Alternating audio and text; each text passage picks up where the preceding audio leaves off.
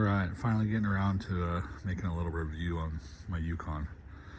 It's a 2001 Yukon XL 5.3 1500 four-wheel drive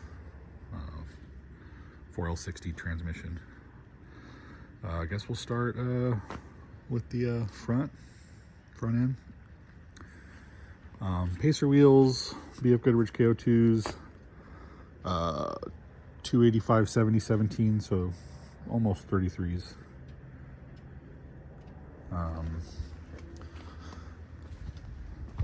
Like those tires a lot.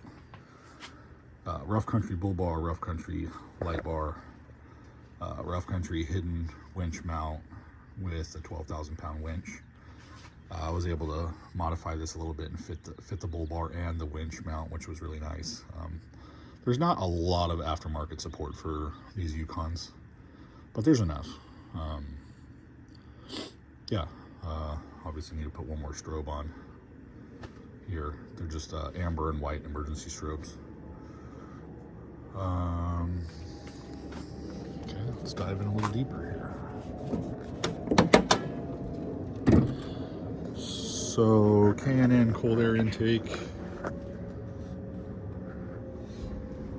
Optima red tops. I swear by these batteries. PSC high performance steering pump. All the steering's been replaced. It's all brand new. New master cylinder, new calipers, power stop, drilled and slotted rotors, and the extreme toe pads. Probably saying a lot. The cats were bad, so they were clogged. And I said, screw it, I didn't want to spend all that money for new cats, so threw some headers on there. Those are working pretty good so far. I did put the tray, secondary battery tray in here. Haven't put a battery in there yet. Did the EGR delete, so that's that blank plate right there. Black Bear Performance has already tuned this. I'm gonna have them do a retune with the headers and the EGR delete because I'm getting some check engine light codes, as that was expected. Let's see here. That's pretty much it for the engine compartment. Replaced a lot of parts on this already. I did all the knock sensors, NGK spark plugs, NGK wires. I like those. They seem to work pretty good on this truck. Coming down here, Bilstein 5100s, Freedom Off-Road, upper control arms, won't focus. Did all the bushings on the lower control arms. Got the kryptonite, heavy duty tie rod sleeves, which I'm not sure if that's a good thing or not. You know, fixing a tie rod on the trail is super easy. Now, if this doesn't break and the next part breaks, you know, that's harder to do on the trail. So I don't know. I don't know if that's good or bad. New bump stops. I'd like those Timbrin bump stops I think they make. I might go to those. They're just a little pricey. Russel stainless steel braided brake lines. I did have some squishy brake pedal on this truck, and everything brake related has been done except for the ABS module. So if anybody's got any advice on how to get rid of a spongy brake pedal, please let me know. Pacer wheels, nothing fancy. I don't know if I talked about tires yet already. BF Goodrich KO2s, great tire, 285 70/17s, almost a 33. They're like 32.6 or something like that. Let's see what else. This has a leveling keys, and torsion bars are still on there. In the rear, I did the Moog HD springs. Might switch those to the Hummer H2 springs. Got an aux beam control module here. all my lighting. Super awesome system. Looks like I got some sand in there from our last Pismo trip. I'll have to clean that out. Severe duty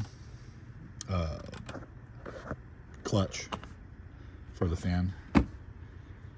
So that thing, you can hear it spinning all the time, but this thing runs pretty cool. Oh, transmission cooler. Upgraded the transmission cooler. That was like a $60 part, I think made by Hayden on Amazon. And boy, oh boy, does that thing work really well. I mean, it dropped the transmission temp by like 30 degrees when I'm towing. So I do have this mostly for towing, but when I go to Pismo, I need the 4-wheel drive. So I take the Yukon.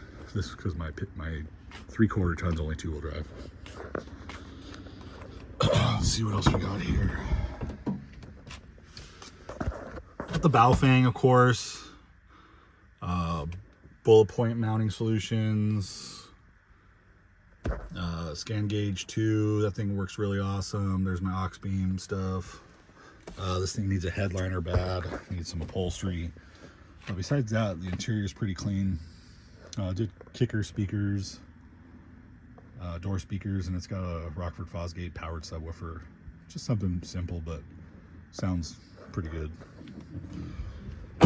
Moving to the back here.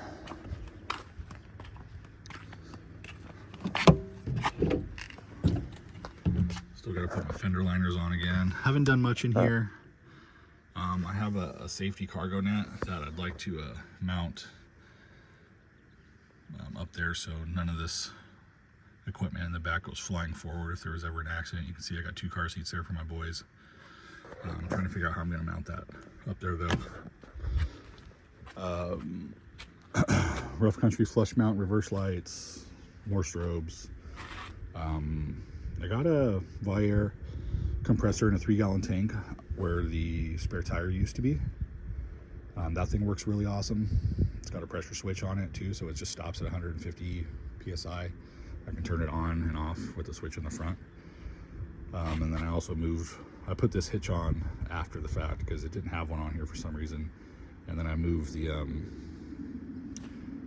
trailer connector up there so it stays out of the way, because it was mounted down here and it was just getting drug and beat up every time I'd go on any sort of incline. So there's the tank, the compressor, airlift bags, and the coil springs, 5100 Bilsteins, I think I said that.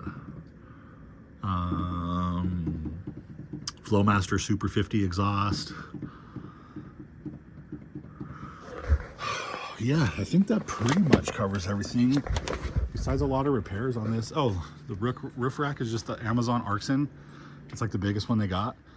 It fits pretty good. I found 2 extra cross members off of a donor vehicle, so I got 4 cross members on there. 56-inch high lift jack. I think that one's a Smitty built actually. And then traction boards up here. Those are just cheap ones, but man, I used them and they work great. Those are like $100 on Amazon or something. Yeah, I think that's it. Looking forward to the retune from Black Bear Performance. This thing amazes me and anybody else that's around it, man. I mean, we go to Pismo, we're watching $100,000 Jeep builds that are getting stuck and they can't get out, you know, at the bottom of some of those, I guess, domes you can call it, and this thing just climbs right out, loaded. Of course, I'm way aired down. I don't know if the weight is a good thing, but super happy with this Yukon XL.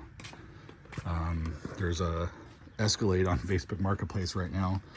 I'm gonna try and pull the 6.0 out of it. I'd like to put a 6.0 in this thing.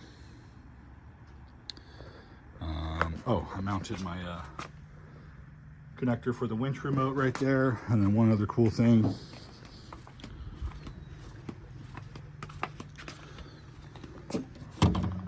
There's my valve stem for my airbags. I didn't hook it onto the tank. I wanted to keep it separate just in case there was a failure in one of the systems or devices. Plus it's easy enough. I just plug in my air hose and fill it up right here. Smoked tail lights. tinted. I did the Rhino liner myself, but the Herculiner, just rolled it on. Took the running boards off. Yeah, Atomic Fabrication makes a coilover conversion kit that I've been eyeing for a long time. We'll see if I ever get to it. I'd really like to get that kit on here. Well, that's my review. Let me know if you guys have any questions or advice or comments. Thanks.